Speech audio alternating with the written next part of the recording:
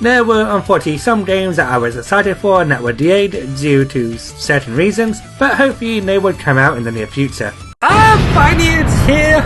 I was excited when Advance Wars Reboot Camp was announced back in E3 2021 and was still to be released in December of the same year. However, the game got delayed till April 2022 and then no new information came out for a while. I thought the game was unfortunately cancelled, but my fears were put to rest when the February 2023 direct happened and that Advance Wars was coming out in April soon after. I was excited and bought it just a week after launch.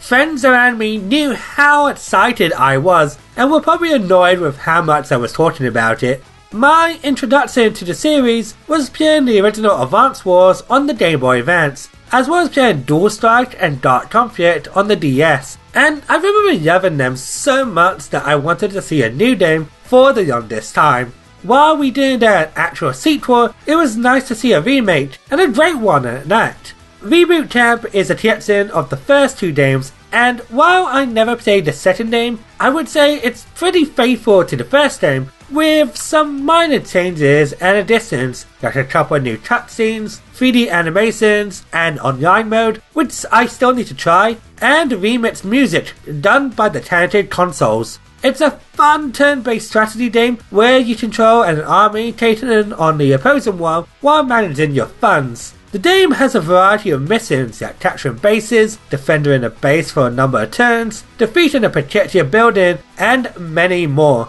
The game is challenging even on the casual difficulty setting, and besides the fun of war missions and the final chapter in part 2, I had a blast with it. Way Forward did not disappoint.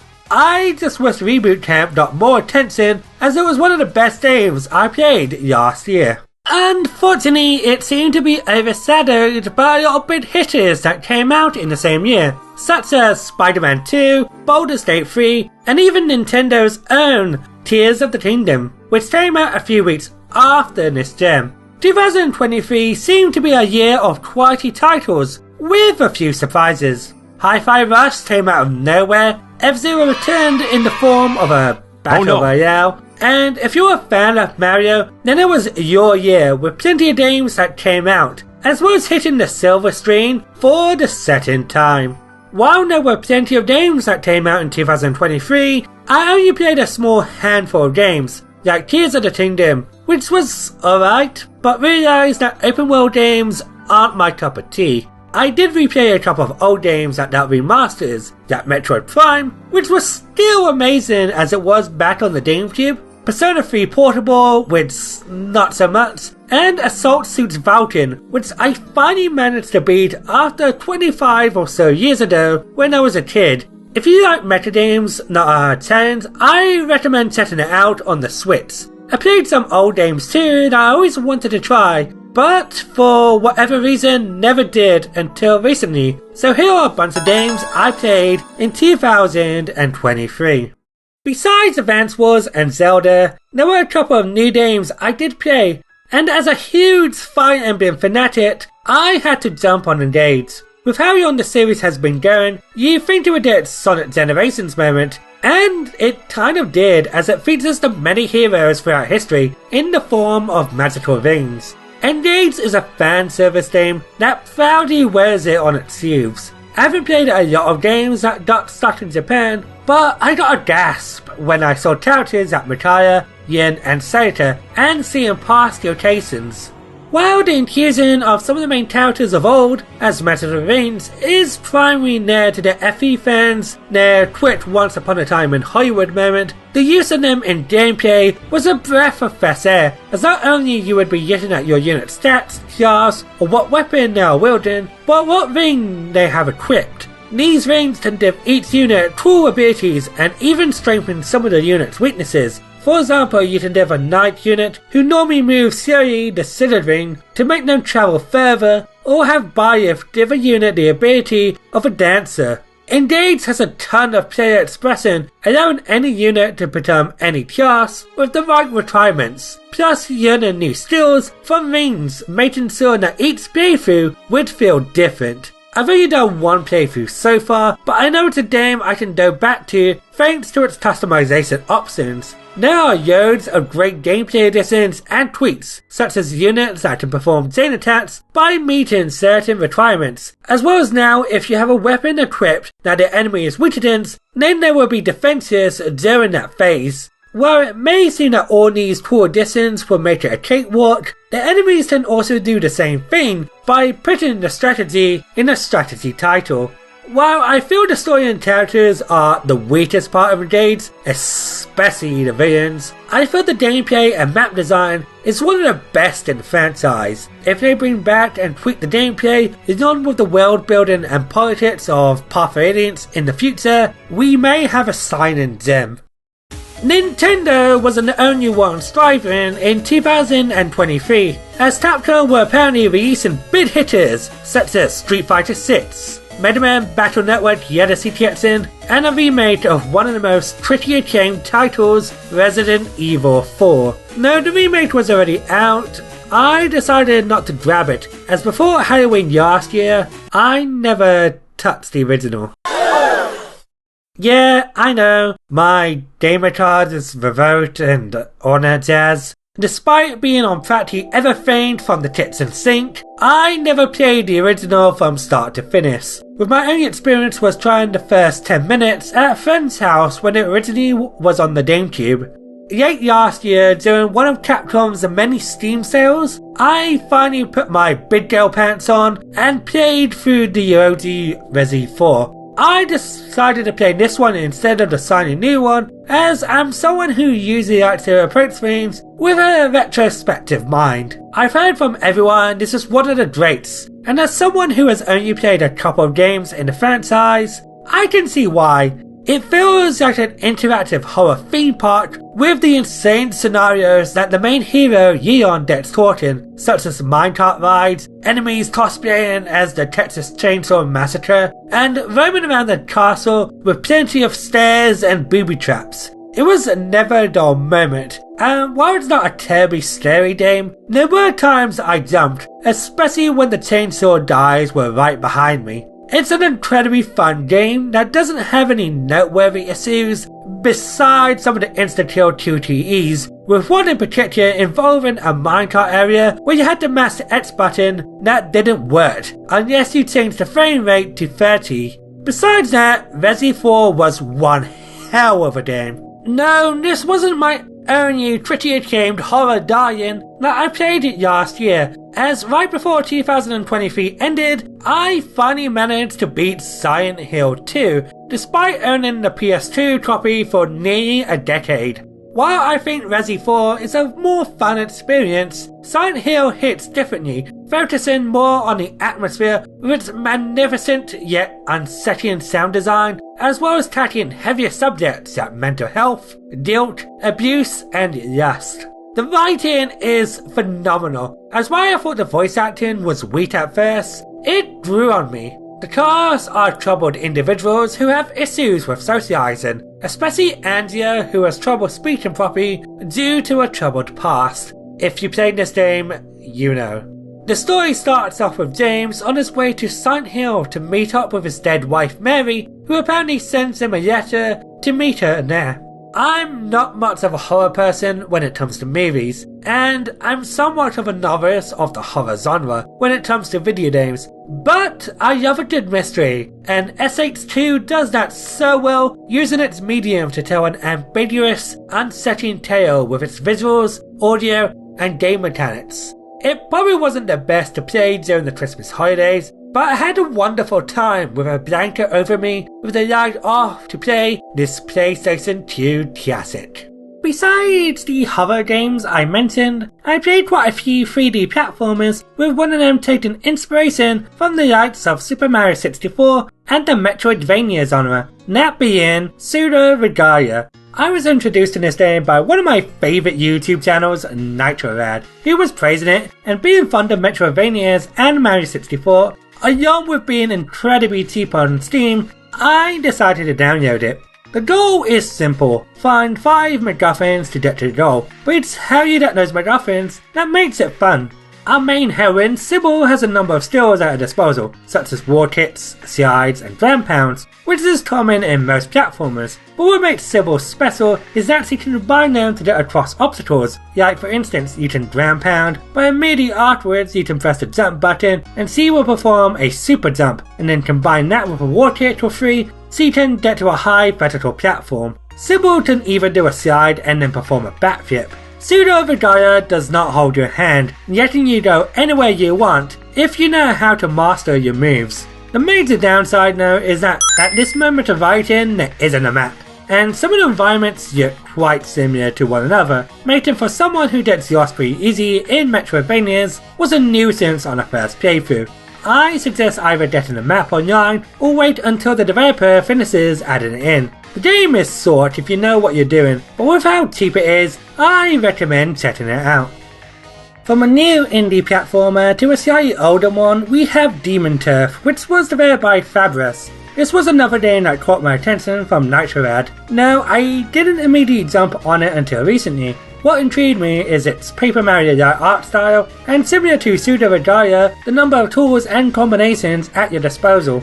The heroine Beebs can wall jump, double jump, glide for a short period of time, and many more that you can unlock throughout the journey, but you can combine some of them to do other movesets. For example, if you hover instead of double jumping, you can press the jump button again to perform an air dash, which could lead into skipping huge chunks of levels. The joy of Demon Turf and Pseudoregalia are the many ways you can skip huge chunks of the game that solely rely on the player's skills. While I don't like it in a lot of games that take away your abilities, I enjoy the way Demon Turf handles it, being certain zones that limit one or two of your abilities, which test you on your other moves, or finding creative ways to get through future levels. The game does throw to a halt when you are forced into combat situations, as you can only shove them into hazards, and the bosses for the most part are pretty weak. The game would actually be better without combat. Going from indies to AAAs, it's time to talk a bit about Kirby and the Forgotten Land. My first ever Kirby game was Nightmare in Dreamland on the Game Boy Advance, and while I'm not a die-hard Kirby fan, I have played a decent chunk of them, from Air Ride and Maze and Mirror to Planet Robobot. Besides some spin-offs, Forgotten Land was his first proper 3D outing, and only took him 20 or so years to get there, but it paid off as it's one of my favourites in the Puffballs library. The number of powers are pretty small this time around, but it makes up for how you can upgrade them with different strengths and speeds, though the biggest additions is how Kirby can swallow large objects and transform into various things like a car, a traffic cone, to a glider, offering a variety of gameplay styles to break down the platforming moments. I don't have a lot to say on it, but I had a wonderful time with Forgotten Land. My favourite 3D platformer that I played in 2023 has to go to the first Ape Escape. I've heard about the series since I played through Metal Gear Solid in my teen years, and there was a special mode in MGS3 where you had to capture the monkeys from those games. I saw them in plenty of video game magazines, plus I knew a lot of friends talking about them in recent years. I decided to play it one lazy day and in one sitting, and I couldn't put the game down. It was that good. Ape Escape has you put in a role of Spike as you travel through time to capture monkeys that are causing a riot. It was used to promote the dual analog PlayStation controller, which has become the norm, with many games using the right analog stick to rotate the camera. However, Ape Escape does something different, as using the right analog allows Spike to use his various gadgets to capture those monkeys, with the triggers to make them jump and the face buttons to switch between them. It's unconventional, but it's surprisingly comfortable to wield. It's a fun time with those PS1 visuals that adds a lot of charm. Sega was a big part of my 2023 experience, replaying a ton of games like Skies of Arcadia, as well as ones I never played before, like Puyo Puyo Tetris 2 and witnessing Sonic die.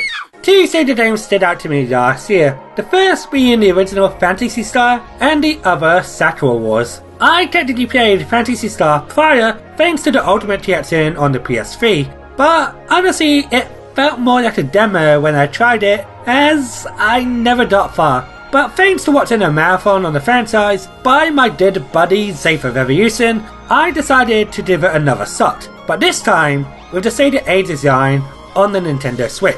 And I had a decent time with it. It helps that in the Ages version, you get more experience points, money, and a map during the dungeons. It is a JRPG from the late 80s, so it doesn't have some of the bells and whistles that you would get in modern RPGs, but that doesn't mean it's bad. In fact, it felt nostalgic in a way, despite never properly playing it before. It actually gets amazing for the time it was made.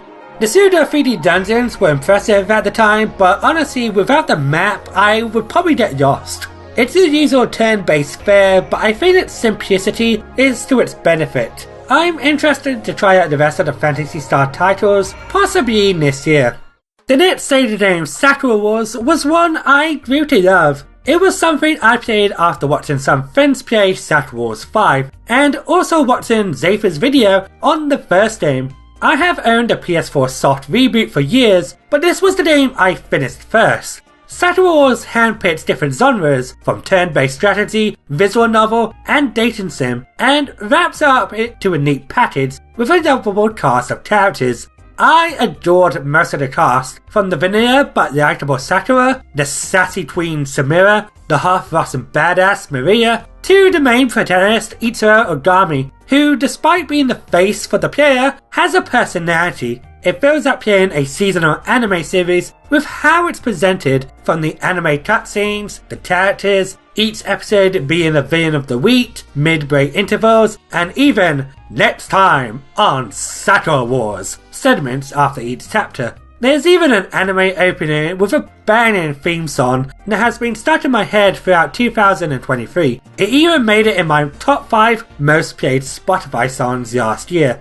The combat segments are enjoyable, if a bit too easy, with Ogami being overpowered, but the visual novel moments are a highlight for me, with plenty of dialogue options to discover. Even after my experience with Sakura Wars, I'm still thinking about it to this day. That is a sign of a great game. No Sega or whoever, if you ever do an Otome version in the style of this game, I would be down for it.